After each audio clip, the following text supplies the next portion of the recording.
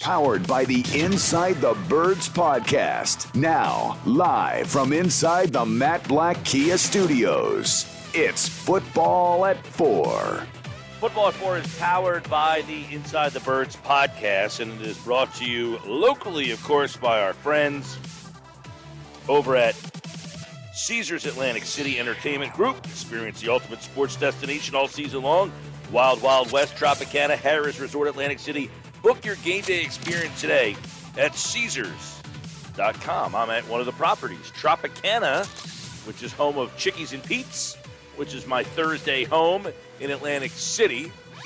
And our Thursday home for Football at 4 is Andrew DiCecco. Eagles on the bye this week. We'll talk a little Eagles. We'll talk a little NFL. Got the big one on Sunday between Dallas and Washington. Got an interesting one tonight between Pittsburgh and Minnesota.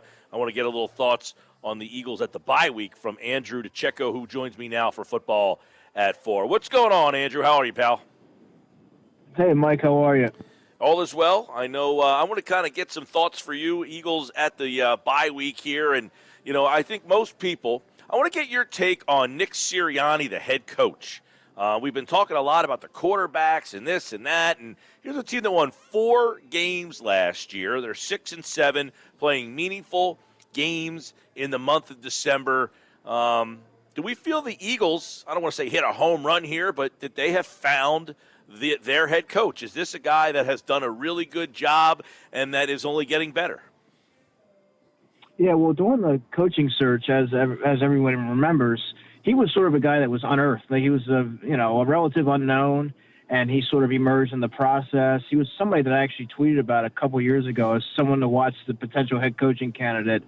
So I was familiar with the name, but I didn't think that he was going to be on the Eagles' radar. I thought there was some more enticing options. But, I mean, yeah, and his Eagles tenure did not start exactly favorably. But you know what, Mike? He was navigating his way through some growing pains and learning how to be an NFL head coach, quite frankly. And I think what you saw was he was becoming more comfortable with the position. He knew what it entailed.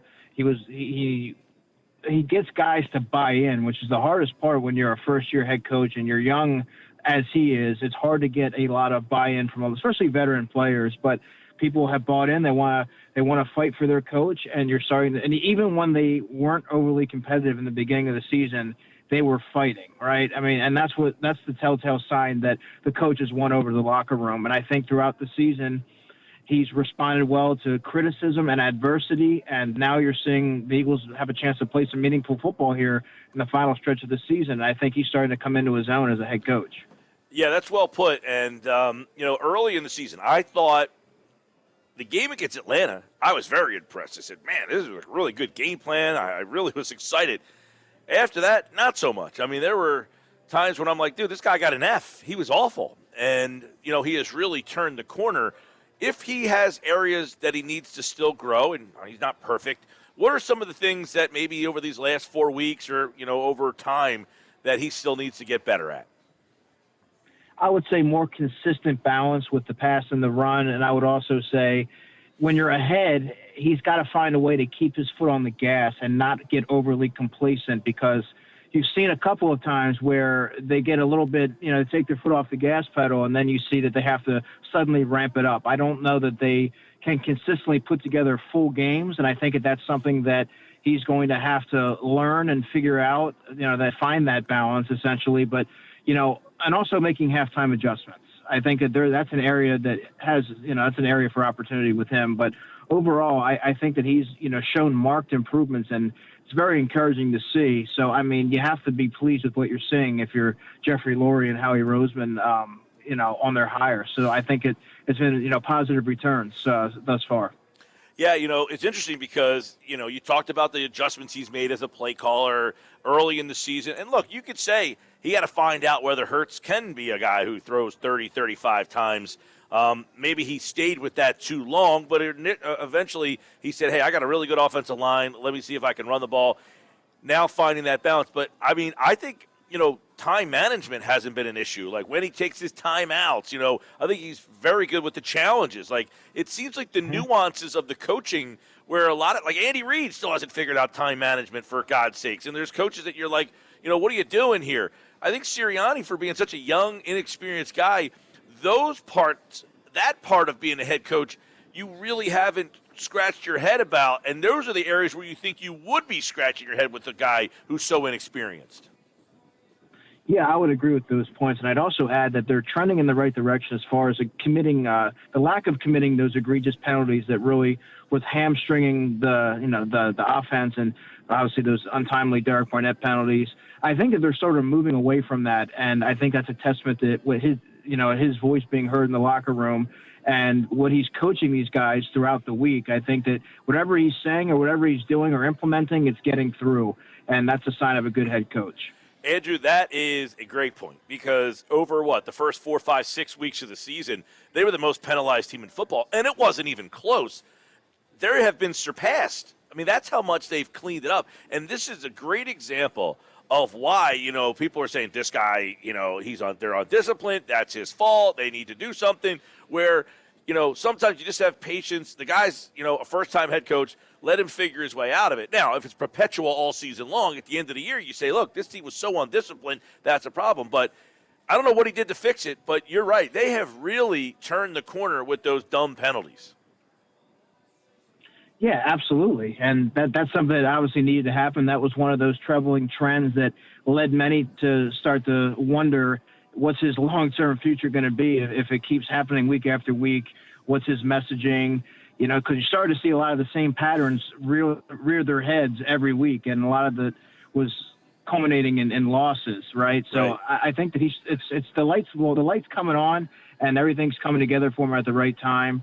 And this is exactly why, Mike, you don't want to overreact one way or the other when you have a new head coaching hire. I mean, when they were on that tough skid in the first, quarter of the season, you heard people speculate, calling in the radio stations, calling for the guy's job. I mean, you can't overreact one way or the other. You have to let things sort of play themselves out, acknowledge and realize that this is a first-year head coach finding his way, and sort of let the season, work itself out and see where you're at the end of it and what you have. But, I mean, that's exactly why you can't overreact. No, you're absolutely right. And, look, that's that has been a big factor here early in the season. You think about somebody wrote an article about this. I don't remember who it is to give them the credit, but they went back and looked at all the penalties and what they wiped off the board. How many touchdowns, how many points have been taken off the board? I mean, there's penalties, and then there's penalties that take away points. How many times a touchdown or points were taken off the board because of how undisciplined they were? And you feel like, man, is this team that much further along than even, it appears? In some cases, yes. I mean, there's probably 6, 7, maybe even 8 touchdowns that Jalen Hurts has thrown that didn't end up counting because of those penalties. And you wonder what those would have contributed to the outcome of some of these games. But, I mean, you have to face the reality, and they were a flawed football team from a discipline standpoint. And as far as balance, they didn't have an identity. They had a lot of issues working against them. But I think right now they found themselves in position to contend for a playoff spot, and that's really all you can ask for. And like I said, that's a testament to coaching and being able to rebound. It's like the tale of two halves, really. Yeah, so with that, let's take a look at some of the things that need to happen for them to make the playoffs. Their offensive line, let's really start there. I read something today. Jordan Mailata has not allowed a sack or hit or pressure since week 7.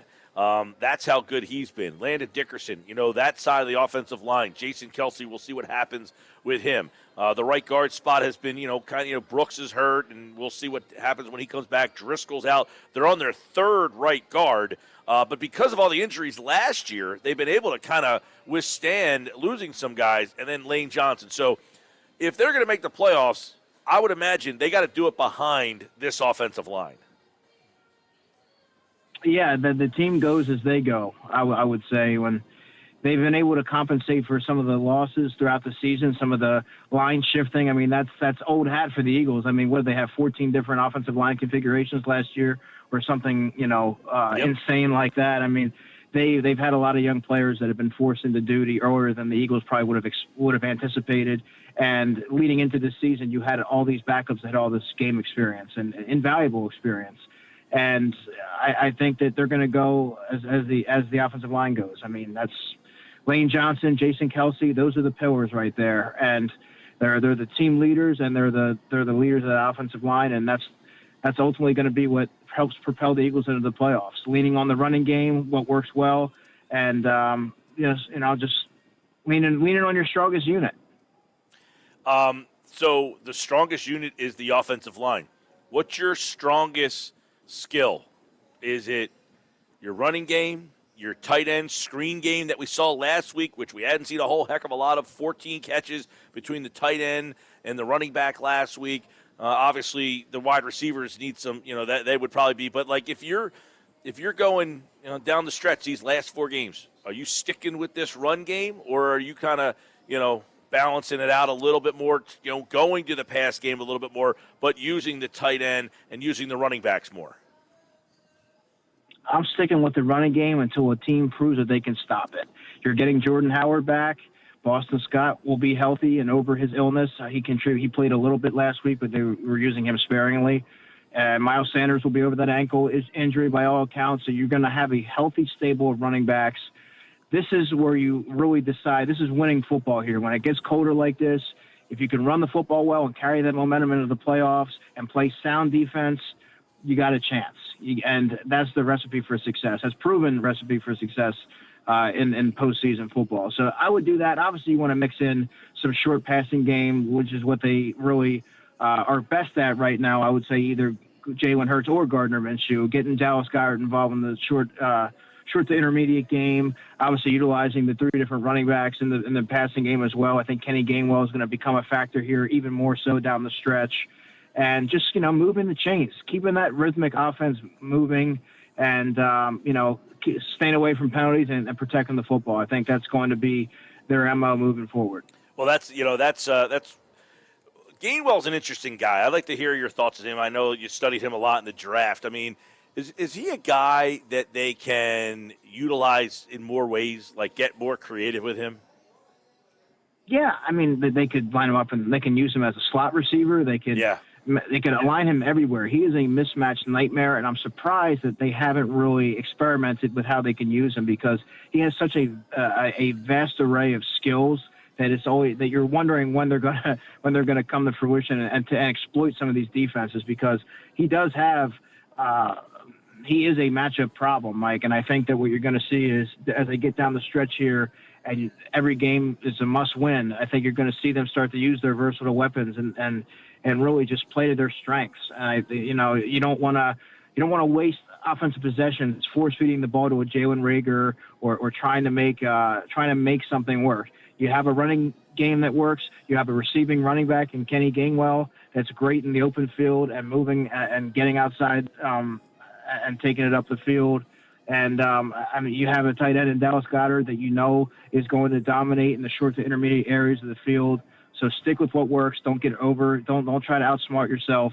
And I think that's the way to go. I'm glad you said that because I had been saying before, like, hey, I'd like to see Gainwell line up in the slot a little bit, maybe utilize him on the jet sweep, utilize him in the bubble screen, and let, you got a guy in Reagor who's got some confidence issues, doesn't have, let somebody else take those type of touches. And I think Gainwell would be a nice way to kind of manufacture more touches for him because, he's explosive, man. And when he gets his opportunity, he usually takes advantage of it. I just don't know that there's enough touches for him.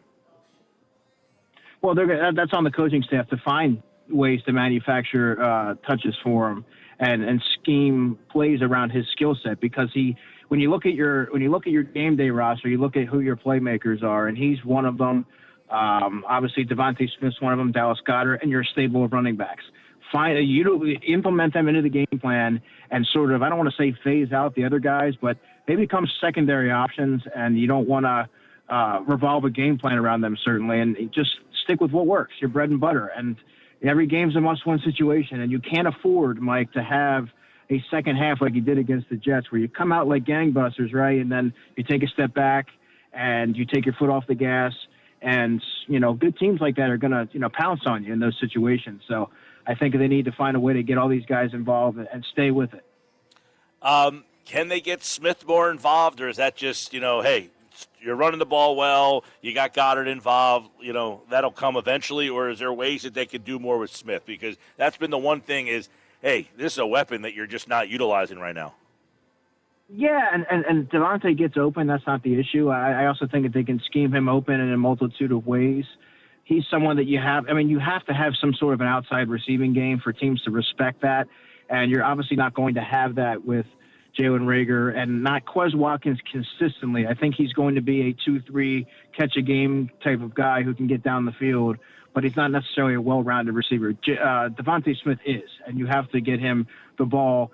I would say he needs at least 5-6 targets, much like Dallas Goedert does in the passing game. They only have really two guys they can rely on, as we've outlined on your show last week. So he needs to be a part of the game plan, and I think he can be a difference maker down the final stretch here.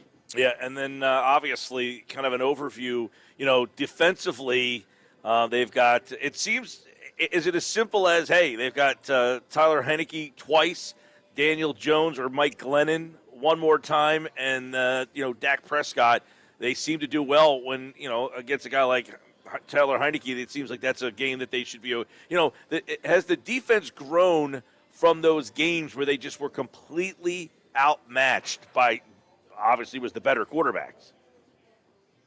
Yes, they've grown, but it's not as simple as looking at it and saying, oh, we got Taylor Heineke 2 games and, Mike Glennon, whatever the case is.